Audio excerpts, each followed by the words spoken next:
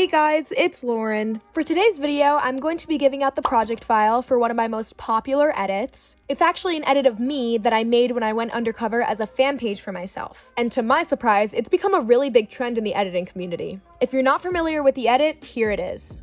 If I had to choose her or the sun, I'd be one nocturnal ba-da-da-da, ba-da-da-da.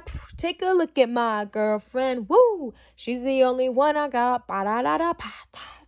I'm not gonna lie, I did not enjoy editing myself for that video, but it's so cool to see all your guys' remakes. However, I thought I'd make it a little bit easier for those of you who want to participate in the trend, but are not exactly sure how to recreate the edit. If you're not already familiar with what a project file is, here's the Google definition because I can't be bothered to articulate a definition. An After Effects project file is a single file that stores compositions and references to all the source files used by blah blah blah. To simplify it, when you open this file, you're gonna see all the junk that goes behind making this edit. This includes all my transitions, keyframes, graphs, backgrounds, and compositions. It's kind of like a little insider scoop into how I edit. Okay, so what you're gonna do is look at the description of this video and click on the link. And it'll bring you to this folder titled Her or the Sun Project File plus Pics. So in this folder is the project file itself, and also some pictures and videos you're gonna need for the edit. So I have the sun and the cursor PNG, and then we have the audio and some overlays. So what you wanna do is download all of these files. To download a file, just hover over it and click on these three dots, then go to download and just standard download it.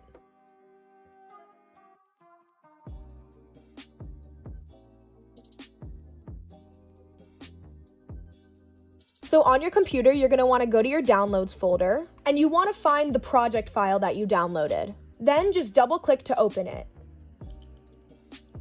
So when you open it, you're gonna get the entire timeline for the edit. Also, as you can see, the pictures that you also downloaded will show up. So the first thing I should disclose about this project file is that you're going to need the Sapphire plugin. This is because I did most, if not all, of my transitions using S_Blurmo curves. If you don't have Sapphire, this project file is probably not for you. The second thing that we need to talk about is that your project probably looks like this. This is because you don't have the original pictures that I used for my edit. So let me show you how you can replace this rainbow mess with an actual photo. So as you can see, every single one of these clips are pre-composed, meaning that if you double click on them, it'll enter you into a new composition. You're just gonna find a photo you wanna use, whether it's on your desktop or in your downloads, and you're just gonna drag it onto your timeline. You can scale it to resize it, and if you want, you can delete the original picture. Now, if you click back on the original composition, you'll see that the photo has been replaced. And you just want to follow this method for the rest of the clips. Just continue double clicking into these pre-composed layers until finally you reach a clip that is not pre-composed. Then just drag in your photo, scale it to size, and when you go back into your original composition, it'll look great.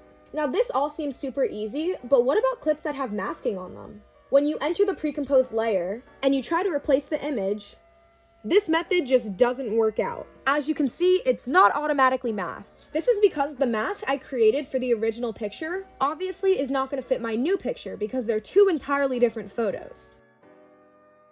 And you're going to have to mask this new clip yourself. So I'm just going to create a new mask.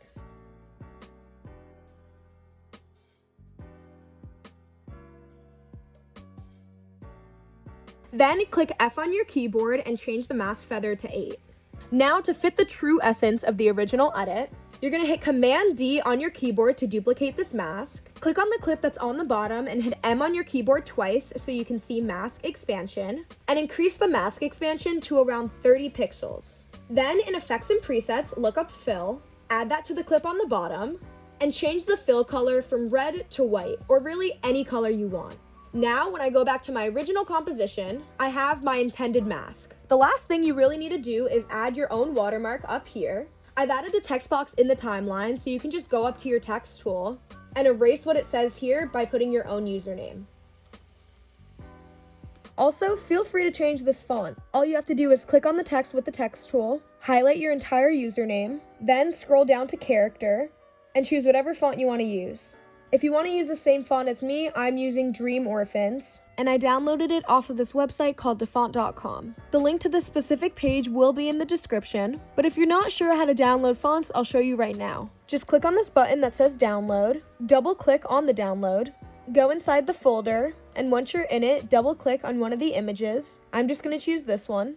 Then just click install font and it'll be downloaded into your After Effects. And that's all you need to do to recreate the infamous her or the sun edit. Thank you guys so much for watching. I hope this helped. And if you decide to remake this edit using my project file, please make sure to tag me on Instagram at emo from Whoville or TikTok at CandiceVFX so I can watch it. Alright guys, bye!